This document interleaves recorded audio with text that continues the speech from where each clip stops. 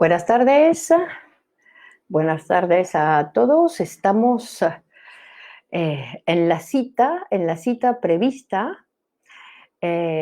Hoy teníamos que haber tenido una conferencia en la Biblioteca Municipal de Iván de Vargas de Madrid, que es lo que estaba previsto. Encontrarnos ahí para seguir una serie de conferencias que vamos realizando ahí en una sala de la biblioteca. Pero como todavía nos queda un poco de tiempo a mantenernos aquí en casa, confinados, como dicen, pues hemos trasladado esa conferencia que solamente iba a tener lugar para algunas personas en la Biblioteca Municipal de Madrid, pues se ha ampliado esa conferencia para que mucho más gente tenga acceso a esa información. Bueno, además aprovecho, ¿no?, para subrayar el hecho que hoy justo es el cumpleaños de Sigmund Freud, ya que es su obra la que nos reúne, que hoy Freud cumpliría 164 años, o más bien, hoy Freud cumple 164 años, ya que es un escritor, un científico, como unos cuantos otros que han llegado a ser inmortales, ¿no? Y Todas decía que para festejar ese cumpleaños, vamos a decir, para festejar ese cumpleaños de los 164, vamos a seguir estudiando su obra, que es un pilar fundamental en la época en la cual vivimos.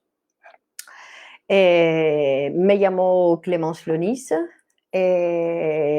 soy psicoanalista de la Escuela de Poesía y Psicoanálisis Grupo Cero en Madrid, y en la escuela tenemos como deber, como obligación, como posibilidad de trabajar para difundir la ciencia psicoanalítica. Es decir, que es necesario, ¿no?, que podamos todos tener acceso a ese conocimiento tan mal estudiado en general, ¿no?, Eh, para acercarnos a esa ciencia que, como todas las ciencias, viene a revelarnos algo que el ser humano por ahora desconoce, ¿no?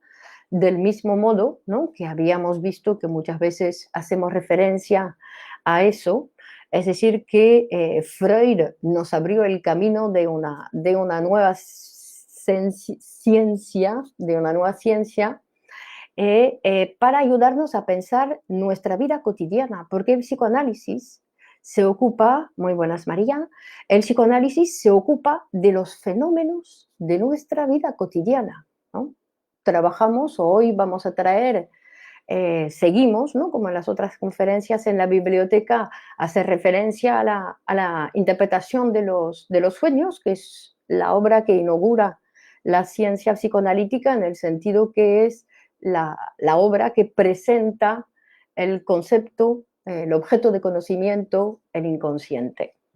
Y hoy justamente vamos a ver el punto, el nudo, ¿no?, de ese inconsciente. ¿Qué es el inconsciente? Que es un poco a lo largo de toda la obra es lo que nos va presentando, ¿no?, lo que es el inconsciente, pero hoy vamos a ver realmente el nudo, ese motor, de dónde ha salido, cómo se ha fabricado, vamos a decir, ¿no? Eh, entonces vamos a hacer un pequeño repaso rápido sobre lo que habíamos visto o lo que Freud presenta un poco en la interpretación de los sueños, ¿no? Que lo que nos viene a decir es que el sueño, después de la interpretación psicoanalítica, es la realización de un deseo. Eso es la novedad que presenta Freud en esa obra.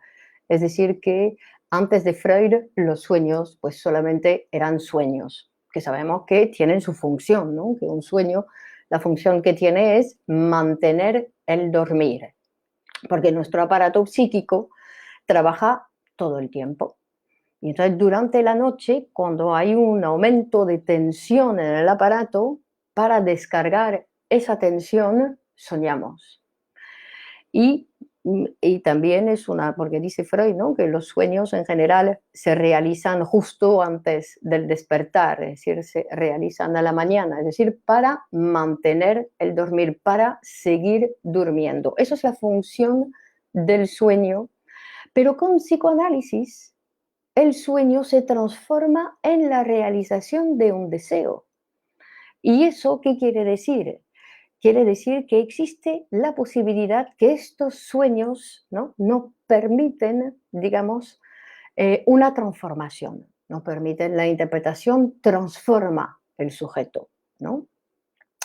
Donc, si existe la posibilidad de una interpretación, lo que nos va a decir es que ese deseo que se interpreta en el sueño es un deseo sexual infantil y reprimido. Toda una historia. Y es de ese deseo sexual infantil reprimido que vamos a hablar hoy, justamente, de lo que se realiza en cada sueño, en cada interpretación. Em,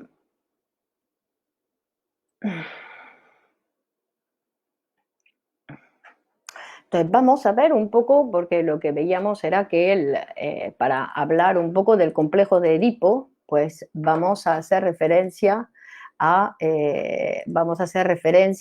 ese niño que nace totalmente prematuro, ¿no? Decimos que el niño humano nace completamente prematuro, ¿no? Eh, Hola, Mónica. Muy buenas, sí.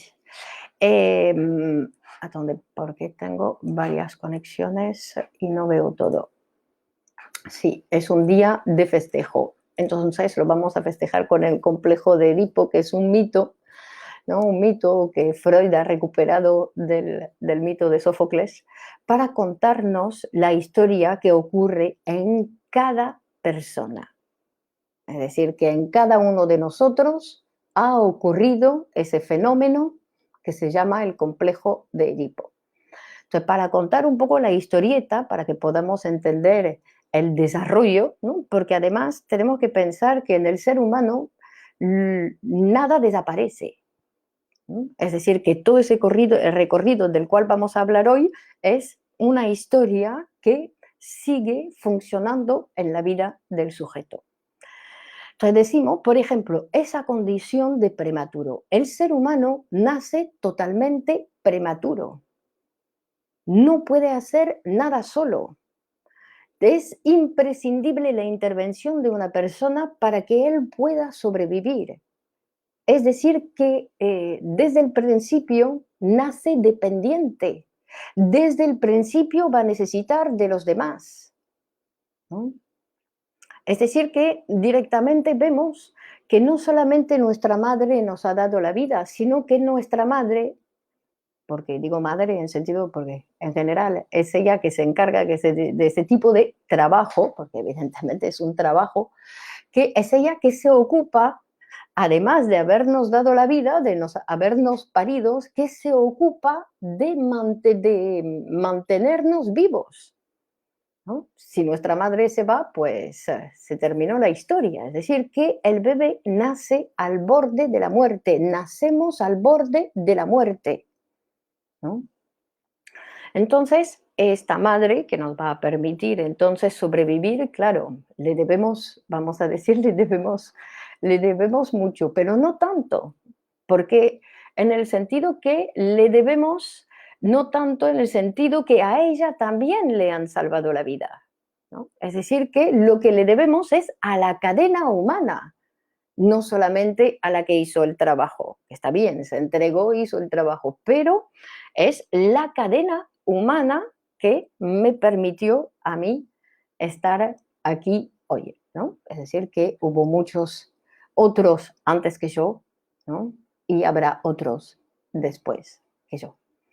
Entonces dice que esa dependencia del niño cuando llega, ¿no? Que esa dependencia, esa situación de prematuración, vamos a decir, es lo que caracteriza a ese recién nacido.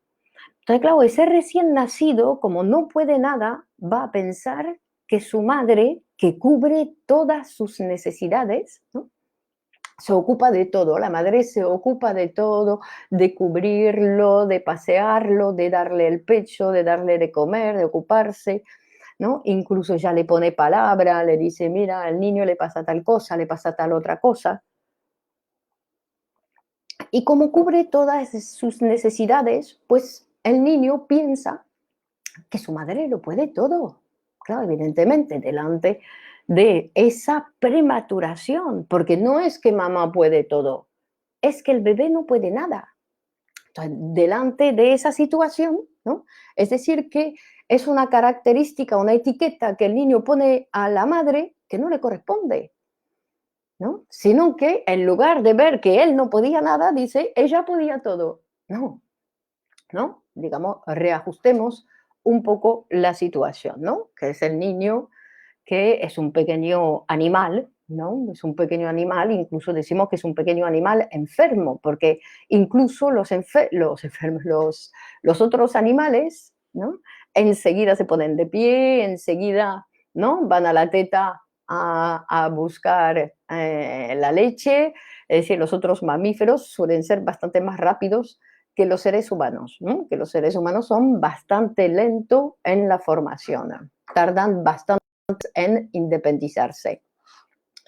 Entonces, voy a ver aquí, perdón, porque aquí veo que hay, Félix nos dice, Sigmund Freud afirmaba que todo sueño esconde un deseo inconsciente. Sí, Félix, es lo que decíamos, ¿no? Que todo sueño esconde un deseo sexual infantil reprimido, pero no es exactamente que lo esconde, sino que ese deseo es el que produce el sueño, ¿no? Es la base del sueño, es el motor del sueño, es lo que lo va a fabricar. Y para saber algo de ese deseo, pues se necesita, ¿no? De la situación analítica, de la interpretación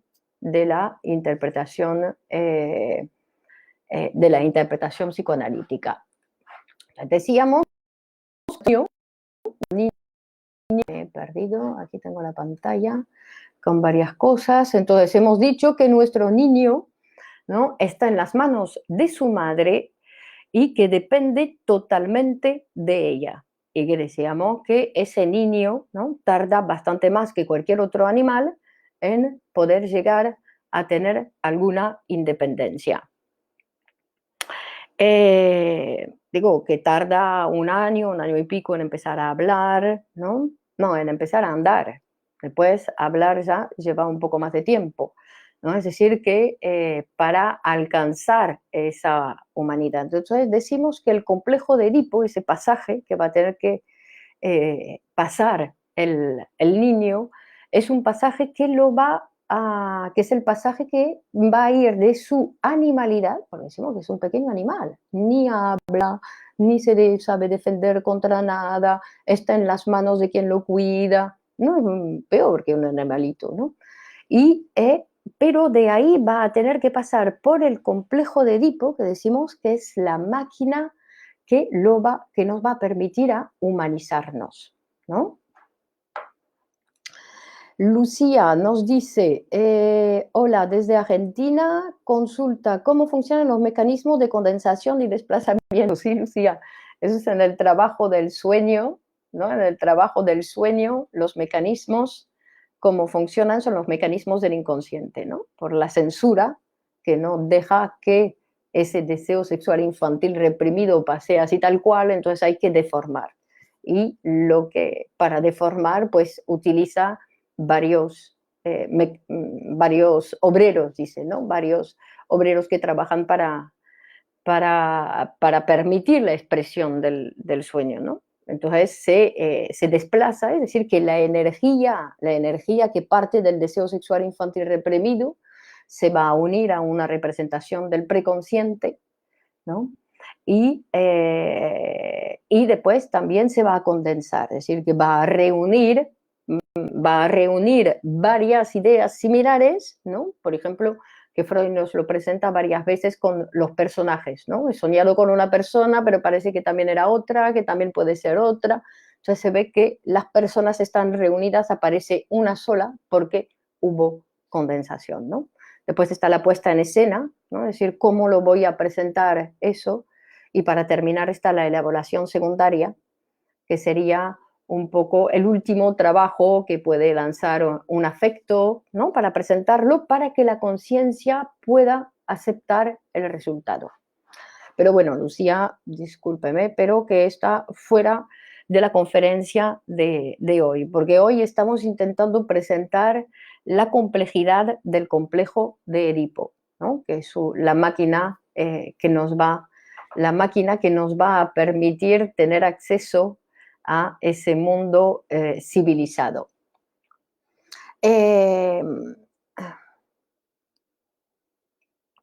Por eso que decimos que el psicoanálisis se ocupa de ese momento, se ocupa de ese pasaje, se ocupa de cómo el ser humano pasa, ¿no? En el ser pasa, va a atravesar su situación de animal para llegar hacia su humanidad, para ver cómo va a alcanzar su humanidad. Es decir, que va a pasar del estado de naturaleza al estado de cultura. Y es ahí que realmente trabaja el psicoanálisis.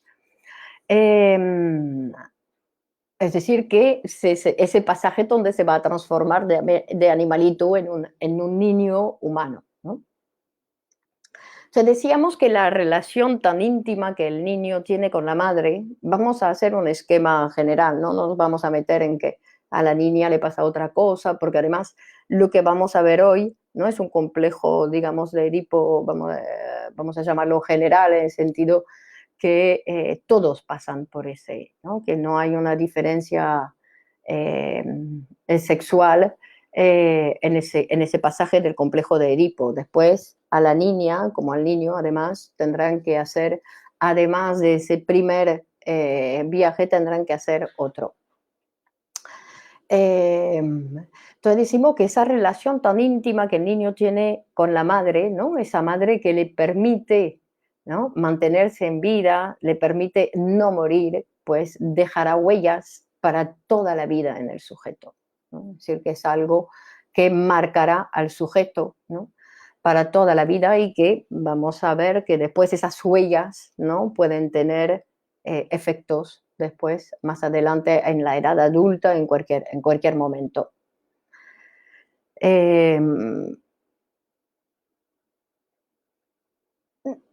Principalmente porque fue una relación, ¿no? Fue una relación ideal. Cubría todas las necesidades, estaba para todo, ¿no? En ese sentido, ¿no? Ideal. Y además no solamente eso, sino que yo vivía para ella y ella vivía en exclusividad para mí. O eso es lo que creía el niño, como creía que su madre lo podía todo. Creía que su madre solamente vivía para él. Es decir, que hubo un momento idílico donde ni siquiera eran dos, sino que eran uno, ¿no? Que hablamos de ese momento como la célula narcisística, ¿no? Ese momento ideal, ¿no? Por eso que el niño la va a querer, claro, la va a amar, ¿no? La va a amar, pero no tanto por amor, sino no tanto porque es bonita, sino que la va a amar porque cubre todas sus necesidades, ¿no? Bueno, y entonces dice, claro, el niño va a ir creciendo, ¿no? Y va a tener que separarse, porque tiene que poder entrar en el mundo civilizado, no va a seguir todo el tiempo, ¿no? Con su único amor. Marichu nos pregunta, ¿cómo explica usted el pecho bueno y el pecho malo del niño en su madre? Gracias. El pecho bueno y el pecho malo. Podríamos pensar que el pecho malo es el pecho que le han retirado, ¿no? Es decir, que el niño va a pasar por varias pérdidas, ¿no?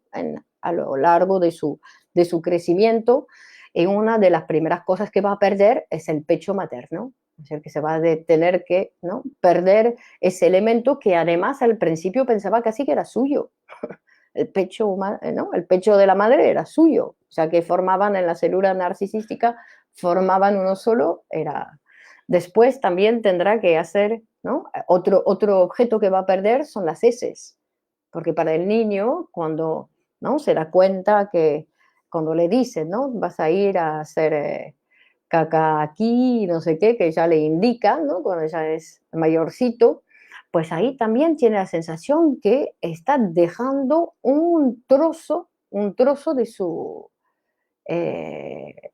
un trozo de su propio cuerpo. ¿No? Bueno, es un trozo de su propio cuerpo, ¿no? Es una, del mismo modo que, ¿no? Porque es muy interesante toda la sexualidad infantil, ¿no? Ese aprendizaje, porque claro, el niño también cuando come se da cuenta que eso que come desaparece, ¿no?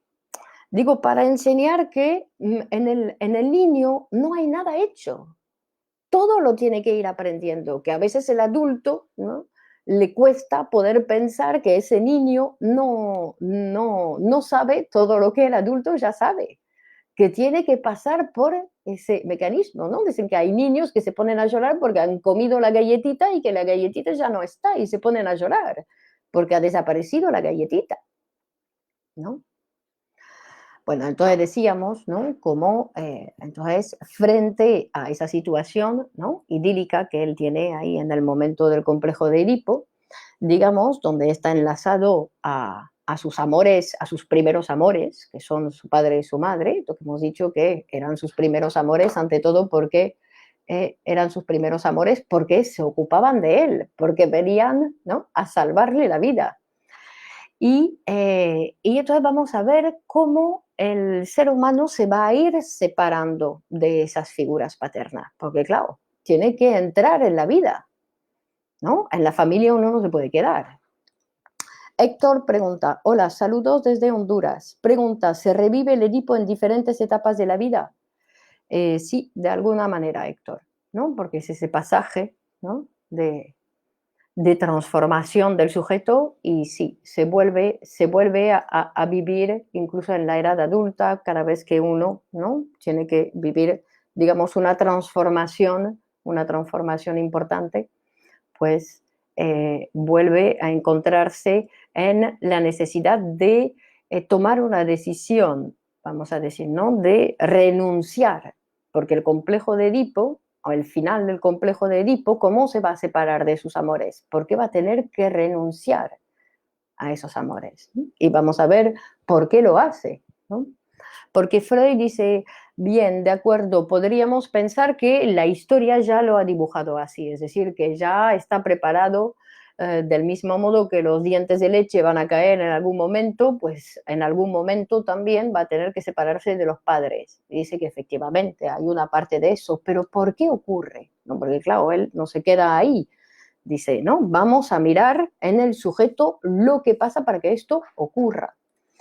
Ana Carola pregunta, si un ser humano nunca supo soltar el complejo de Edipo con su madre, ¿qué estructura de personalidad tendrá en su vida adulta? Es que el complejo de Edipo, todos hemos pasado por el complejo de Edipo, todos hemos terminado con el complejo de Edipo. Otra cosa es que después ¿no? Porque vamos a ver que el complejo de Edipo tiene que ser reprimido, esos amores no se van a poder mantener. Entonces, como hay una represión, ¿no? Bueno, vamos a seguir contando un poco. Félix nos dice muy interesante, su transmisión del Edipo es, según Freud, la base de las neurosis. Así que se podría decir que el Edipo es uno de los pilares fundamentales del psicoanálisis. Sí, es lo que estudia, ¿no? Es el pilar fundamental del psicoanálisis, ya que es ahí, ¿no?, donde está en juego el sujeto, ¿no? Donde ahí el sujeto ha tomado su primera decisión, renunciar a sus amores, porque nos va a venir a presentar Freud es que esos primeros amores son amores, son sus primeros objetos sexuales. No es un amor tierno, un amor, un sentimiento, a mi mamá la quiero mucho porque es muy guapa. No, no. Son sus primeras relaciones sexuales en el sentido que es a partir de ahí que se despierta, ¿no? Se despierta, que se inaugura toda la sexualidad infantil con los primeros objetos que están a su disposición.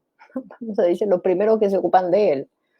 Rafael pregunta, buen día, saludos desde Perú. Mi pregunta es, ¿qué consecuencias existiría si el niño no se desarrolla directamente con la mamá, sino más bien con la abuela y tías y de manera temporal? Es que la mamá, decimos que la mamá no es exactamente una mamá, es una trabajadora, Rafael. La mamá es una trabajadora. ¿Y qué hace? Satisfacer todas las necesidades del niño. Después el niño, ¿no? Para él habrá una madre, o se quedará en la abuela, o en la tía, o en la madre, ¿no? Eso después se verá. Habrá que interpretar también ese adulto, cómo irá hablando de su historia para averiguar, ¿no? Pero que es una función, decimos, la que ocupa y realiza el trabajo es una función y da lo mismo quien hace esa función. María Auxiliadora, buenas tardes. Esa propuesta del sueño como la manifestación del inconsciente se podría usar también para el déjà vu. Sí, pero ya nos estamos alejando un poco del tema, María Auxiliadora, ¿no? Es decir, que vamos a mantenernos por lo menos en la interpretación de los sueños, ¿no? Que el sueño es una manifestación del inconsciente, ¿no? Entonces, Daniela dice una persona que solo vive con su madre y nunca tuvo figura paterna. ¿Qué pasa con el complejo de Edipo? Es que la figura paterna no es palabra, es una palabra, ¿no, Daniela? La figura paterna no es exactamente lo que existe en la realidad, sino que la figura paterna es lo que la madre va a decir al niño, ¿no? Decimos que es la madre la responsable de dejar entrar al padre.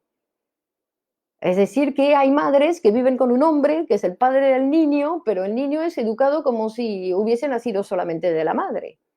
Es decir, que no es tanto por la presencia, que el padre, aunque tenga mucha personalidad, etcétera, si la madre no ha dicho, te he hecho con este señor, pues, ¿no?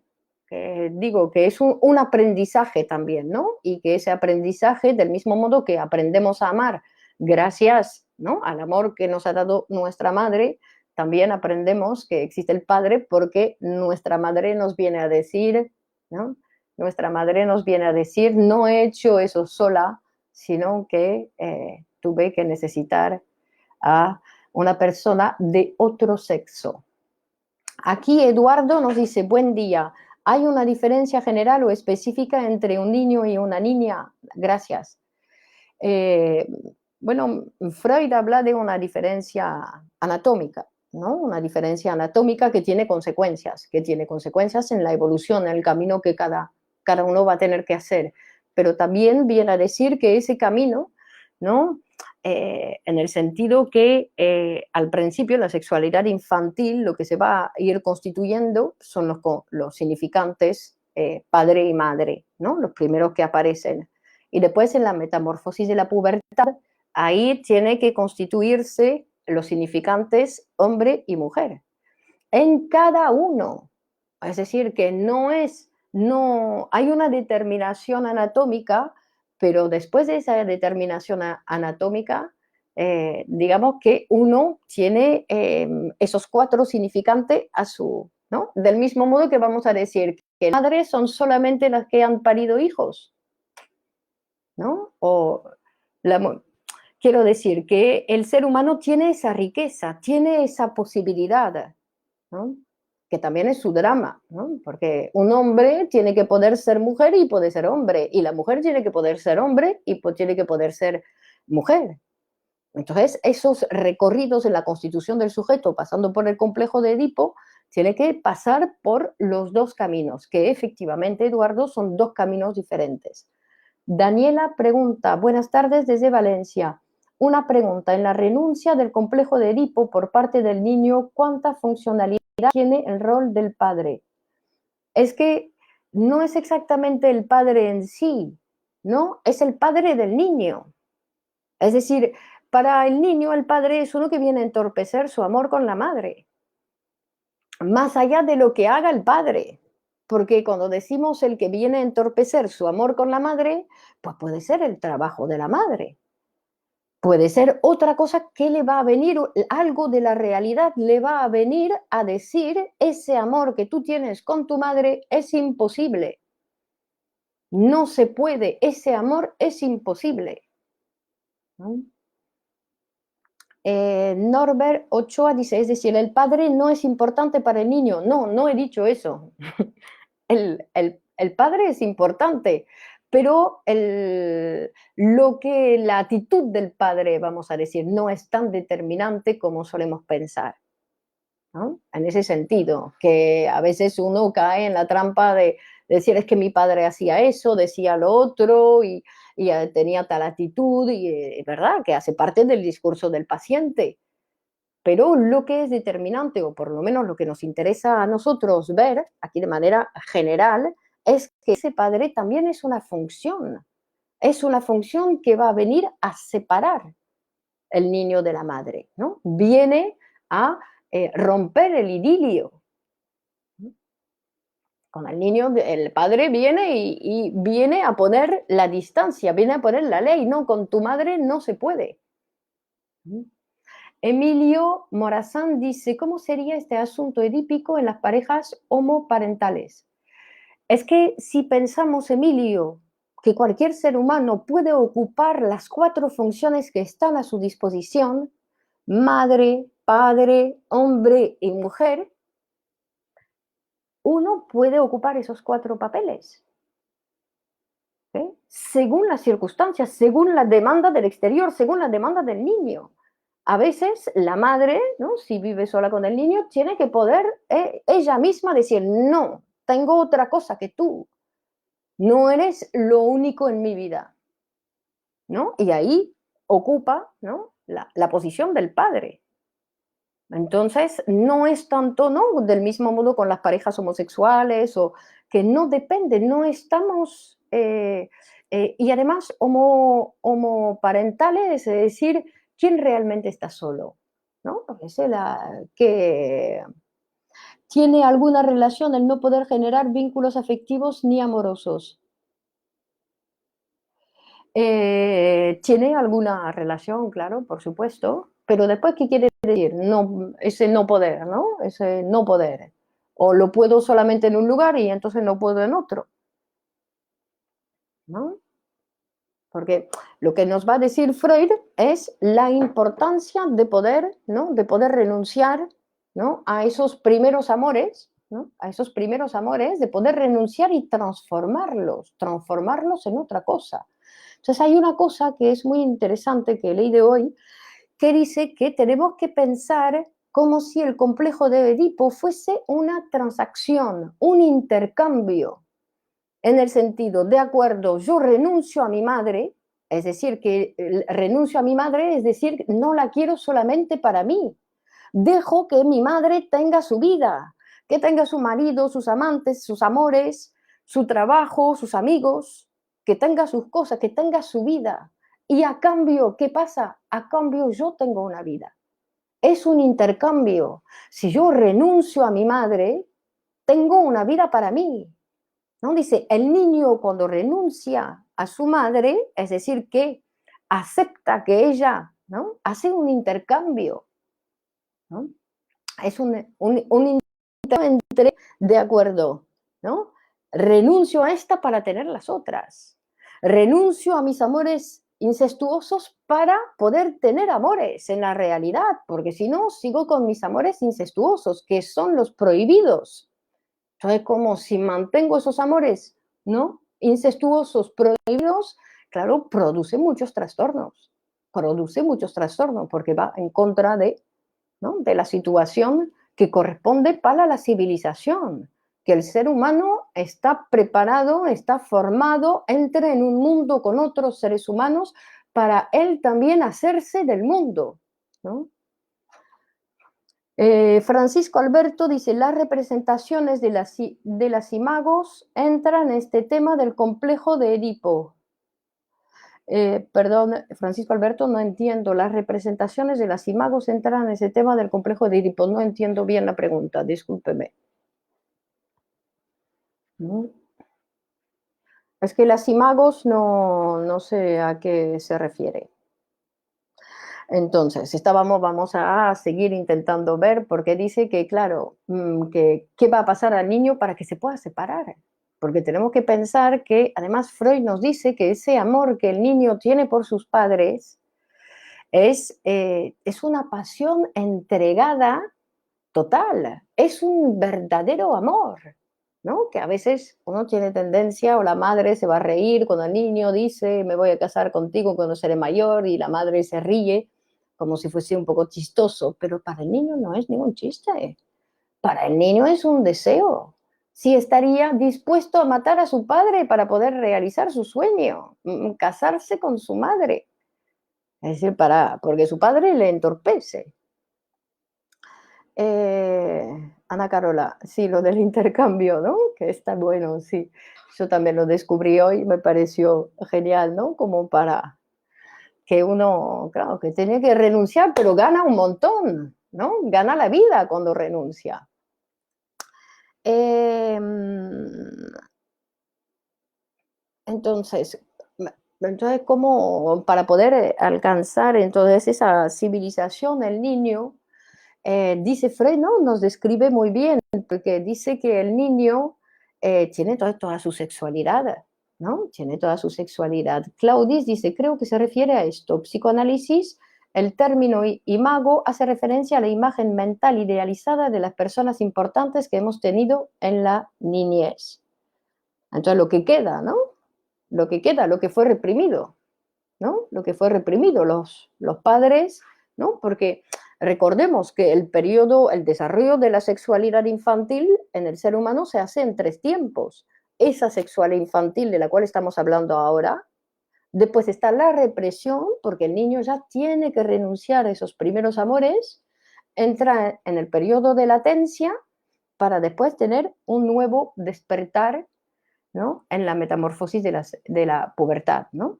Entonces, claro, esos amores, ¿no? Lo que queda, la imago, entonces es lo que queda de esos amores, ¿no? Lo que puede retornar, lo que puede volver, ¿no? O lo que al final a veces nunca hemos terminado de abandonar del todo, porque dice Freud que esas figuras, ¿no? Tan importantes en la vida del sujeto, pues se la va a introyectar, se va a identificar, ¿no? Y entonces que va a fabricar una instancia en el inconsciente, porque voy a seguir mi historieta, ¿no? Mi historieta del complejo de Edipo, porque entonces él viene a contar que, claro, que el niño que tiene, dice que el niño necesita masturbarse porque está excitado por sus amores con los padres. O sea que es una relación, ¿no? Su amor, ¿no? Le despierta y se da cuenta que ahí su pene tiene un papel importante, que juega un papel. Y entonces, claro, se toca. Freud habla de masturbación porque, claro, no es una masturbación como tal la conocemos los adultos, pero sí se toca y tiene satisfacción, ¿no? Es decir, que es algo que él no quiere, a lo cual no quiere renunciar, ¿no? Ok. Entonces, nos va a explicar, ¿no? En ese desarrollo, y eso es muy interesante de pensar porque hay ese punto de la masturbación infantil como algo muy importante en el sujeto, que después va a ser reprimido, es decir, que el sujeto ya no se acuerda y funciona en la chica y en el chico, porque el niño tiene el pene y la niña tiene su pequeño clítoris, ¿no? Es decir, que en los dos casos, y digo pequeño porque el clítoris es pequeño, pero digo que tiene su clítoris, cada uno tiene lo suyo, ¿no? Pero entonces dice que esa masturbación infantil que va a quedar también reprimida, ¿no? Es, aparece como posibilidad para la descarga de la excitación del niño, ¿no? Que viene de los padres, claro, ¿no? De la relación con los padres. Interrumpo. Ale Vélez de Medellín, Colombia, gracias por la charla. Carolina González, es importante cómo enfocar a nuestros niños con relación a esa renuncia cuando tenemos un hogar en el que el padre está ausente y la madre trata de suplir necesidades. Carolina. Yo le diría a Carolina que no hay nada que suplir, ¿no? Hay que trabajar, porque efectivamente ser madre es un gran trabajo y además, ¿no? Lo que se le puede enseñar en lugar de intentar suplir la ausencia de un padre, ¿no? es, bueno, voy a decir una burrada, pero es intentar ser feliz. Lo que le vamos a enseñar a nuestros niños es que existe la posibilidad de ser feliz aunque el padre no esté, ¿no? Aunque haya que... Pero es verdad que además cuando el padre no está, pues es el doble o el triple de trabajo, entiendo, ¿no? Pero la figura del padre puede ser ocupada por la madre sin ningún problema.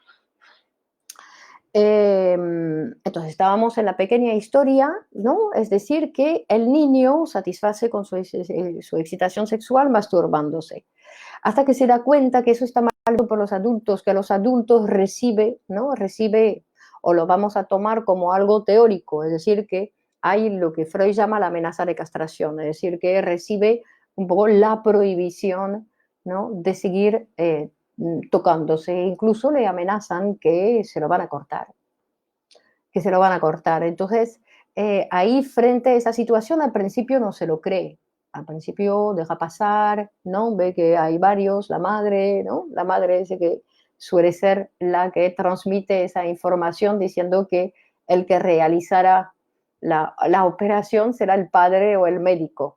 O a veces también desplaza, digamos, ese corte a te vamos a cortar la mano, ¿no? Es decir, que recibe el niño la amenaza, pero al principio no le hace caso. Le empieza a hacer caso, como hablábamos al principio, cuando se da cuenta que eh, entonces aquí, perdón, me detengo. Jean-Loup, non, désolé Jean-Loup, il n'y a pas de version en français aujourd'hui. Melissa dice, cuando sueñas con paltas y frutas, jaja, bueno, estoy embarazada. Enhorabuena, Melissa. Marichu dice, gracias por tan importantes temas con sus explicaciones, gracias por su tiempo y la dedicación para este espacio tan enriquecedor. Saludos desde Mazatlán, Sinaloa. Muy bien. Gracias a ti, Melissa.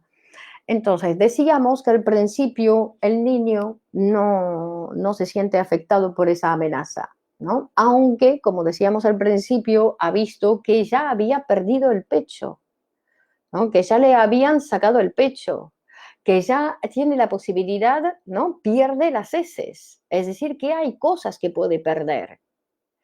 Y dice Freud que realmente va a creerse la amenaza de castración cuando se va a dar cuenta que hay pequeños seres como él que no tienen pene.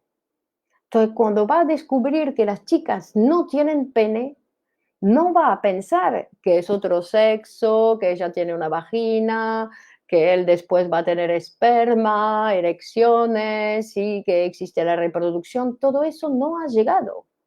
Entonces, lo que piensa el niño frente a esa niña que no tiene pene, pues no le queda otra. ¿Qué va a pensar?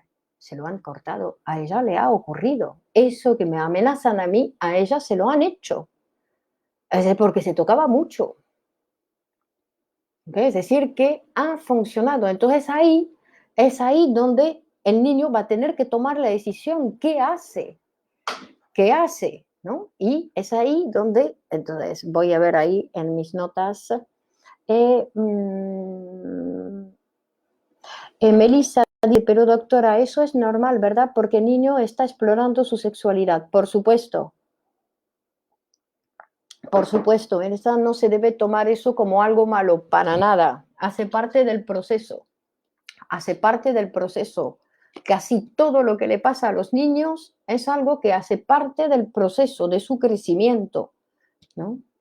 Que es algo que se parte salvo cuando, porque el problema es cuando intervienen los padres sobre ese proceso. Es ahí donde van a ocurrir trastornos cuando los padres se meten en ese desarrollo, ¿no? David Jiménez, exacto, el niño está explorando su sexualidad. Marichu, claro que no. Entonces, lo que nos va a decir Freud, que entonces el niño va a sucumbir a esa amenaza. Es decir, que va a preferir, porque tenemos que pensar que ese pene está asociado al amor ¿no?, que tiene a sus padres. Es decir, que sí, cuando le amenazan y dicen, deja de tocarte, quiere decir, deja de excitarse con nosotros. Es decir, que tiene que renunciar ahí a la madre. Tiene que, bueno, a la madre y al padre, ¿no? Hoy es el cumple de Freud, sí, 164 años, Melissa, ¿no? Tiene que renunciar, entonces ahí va a tener el proceso porque dice que lo que gana es el pene. Es decir, que va a renunciar, pero no va a renunciar del todo, porque dice que es ahí donde se va a producir el inconsciente. ¿Por qué? Porque va a reprimir esa relación no autorizada, esa relación incestuosa que le vienen a decir que no corresponde, ¿no? Entonces ahí el niño la va a reprimir esa relación para mantenerla, pero en lo inconsciente. Es decir, que todo ese deseo infantil, ¿no?, que era la base de su vida y de su desarrollo, lo va a reprimir para mantenerla, y es ahí donde el niño se divide. Ya el niño, y a partir de ahí será todos los adultos, nos dividimos. Somos consciente, inconsciente. Bueno, es un aparato bastante más complejo, pero digamos que hay dos mundos, dos partes, dos realidades. Estará la realidad psíquica, con ese deseo reprimido que va a ser el motor de nuestra vida, ¿no?, y que es el motor de lo que va a producir los sueños, ¿no?, lo que va a producir los sueños. Todo eso para salvar el pene, ¿no? Para salvar el pene, entonces va a reprimir esos amores. Y entonces esos amores se van a transformar en amores, ¿no?, cariñosos, los sentimientos ya se van a transformar, ¿no? Y va a poder tener otro tipo de relaciones ya con sus padres. ¿Mm? Después dice Antonio, ¿cómo se manifiestan las fijaciones en la etapa adulta? Pues es cuando, pero eso tiene que ver con todo ese desarrollo de la sexualidad infantil, ¿no? Porque la sexualidad infantil, como tiene ese periodo oral, ese periodo anal, ¿no? Y entonces ahí es donde las maneras donde el niño, ¿no?, va a ir gozando, vamos a decir, ¿no? Va a ir gozando. Entonces las fijaciones en la etapa adulta, ¿no?, es cuando uno retorna a esa satisfacción infantil, ¿no? Leonardo Reyes dice, buenas tardes desde Colombia. ¿Esas relaciones edípicas se manifiestan como fantasma en sus sueños o en su relación con un otro en la edad adulta? No es exactamente eso, sino que esas relaciones edípicas reprimidas, ¿no?, funcionan como motor, son el motor, es decir, que es lo que va a ser utilizado en el aparato psíquico, que el aparato no es solamente inconsciente consciente, sino que es un aparato que trabaja, que tiene obreros, que tiene mecanismos de transformación, que va a hacer que después ese deseo, esa energía se va a trasladar, ¿no?, se va a trasladar a otras representaciones, porque esa relación edípica, y eso también es una cosa muy importante, el sujeto no quiere saber nada de eso, ¿no? Tuvo una época de latencia donde eliminó toda esa información. En general, uno no se acuerda absolutamente nada de esa primera infancia, y menos que menos esos sentimientos, ¿no?, sexuales que tenía hacia los padres. Todo eso se ha olvidado, ¿no? Entonces, claro, cuando retorna, pues en la conciencia no quiere saber nada. Entonces hay censura. Y decimos, hay censura entre el inconsciente y el preconsciente, y después hay otra censura entre el preconsciente y el consciente. Es decir, que lo que vemos en la conciencia ya no se puede reconocer. No se puede reconocer, ¿no? Por eso que los sueños aparecen así tan distorsionados, ¿no? Entonces ahí decimos por qué Leonardo pregunta.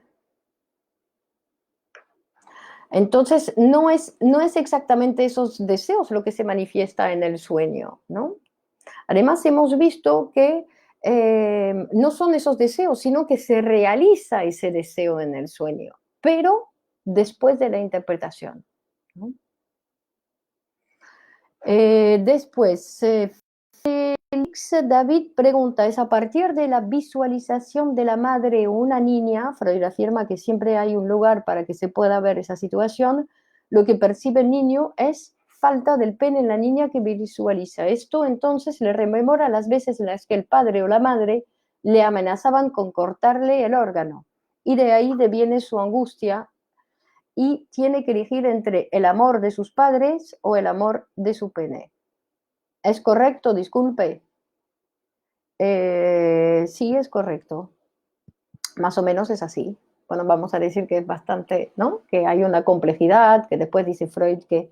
Porque después hay un montón de detalles, porque cuando describimos ahí el mecanismo eh, a grandes trazos, ¿no? Pero lo que va a ser interesante va a ser todo lo que va a venir, digamos, como en la parte pequeña del texto, ¿no? Porque, por ejemplo, Félix Freud nos dice que es la madre que dice que amenaza, ¿no? Entonces, también en la sexualidad infantil, Freud va a decir que el niño le tiene bronca al niño y la niña le tienen bronca a la madre porque es ella que con el toqueteo, con la limpieza, ¿no? Que le fue despertando todas las zonas erógenas del cuerpo.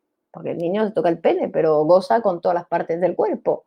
Entonces, y después es ella misma que va a venir a amenazarlo, ¿no? Es decir, que son todos elementos que hacen parte del recorrido y eso no es que nos interese tanto no es un curso para que las madres observen a los niños, no, es un curso para la escucha del psicoanalista para cuando habla el paciente.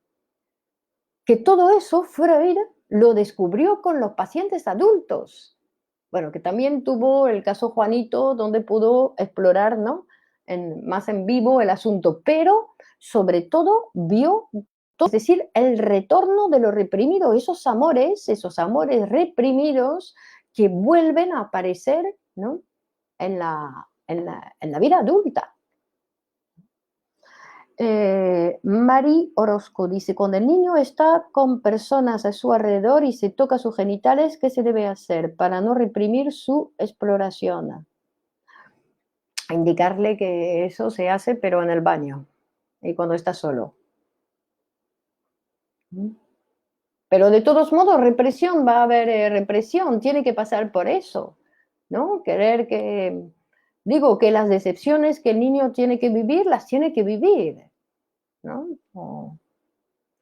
Selmi Assilien, je ne comprends pas l'espagnol, j'ai bien envie de comprendre. Antonio pregunta, ¿los recuerdos se pueden recuperar? Si se encuentran reprimidos en el inconsciente, ¿se puede aplicar la hipnosis? Bueno, Antonio, ya sabemos que Freud abandonó la hipnosis porque además dijo, no se trata de recordar, no es eso lo que nos interesa, se trata de producir algo nuevo, no de recordar. ¿Para qué queremos recordar? ¿No? Si no, no, vamos a producir con la interpretación psicoanalítica, vamos a producir algo nuevo, no llegar al recuerdo. ¿No? Es en el sueño sin interpretación repite el pasado, pero con interpretación va a producir algo nuevo, ¿no? Muy buenas, Oscar, amigo. Entonces vamos a ver que ese complejo de Edipo reprimido, ¿no? Porque está la ley del incesto, que no hay manera, no se puede, no, frente a esa ley, ¿no? Es donde, porque todos tenemos que renunciar, todos hemos renunciado, pero cada uno de una manera diferente, ¿no? Es decir, que decimos que todos deseamos lo mismo, pero cada uno renuncia a eso de diferente. Interesante, ¿no? Y es esto nuestro motor, lo que sobredetermina toda nuestra vida, ese motor reprimido, lo que sobredetermina toda nuestra vida. El inconsciente sobredetermina toda nuestra vida.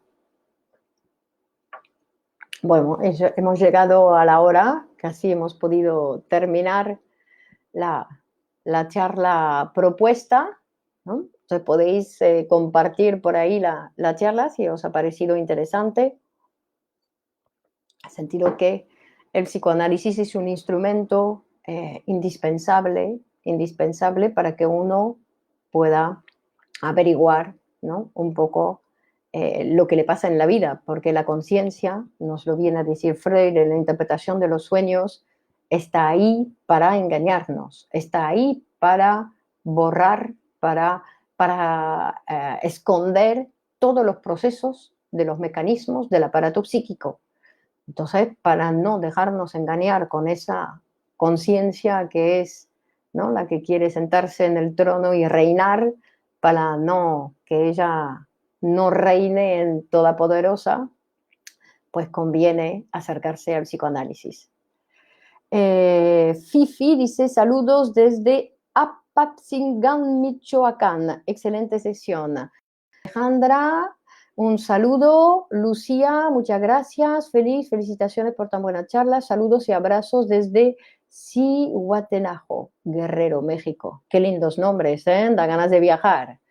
Muy bien, da ganas de viajar. Bueno, viajaremos en los textos de Freud, ¿no? Seguiremos aquí en esta página. Bueno, las páginas donde estáis solemos, ¿no?, difundir la obra de Freud, las lecturas que hacemos desde la Escuela de Poesía y Psicoanálisis Grupo Cero, las lecturas que hacemos de la obra para que todos podamos tener acceso a esos conocimientos. Después, si uno quiere tomárselo un poco más en serio, pues hay cursos que nosotros ahora estamos organizando en la página de la escuela, grupocero.org. Podéis tener acceso, ahí actualmente hay diferentes cursos breves, los seminarios, hay diferentes maneras de tener acceso a esas formaciones para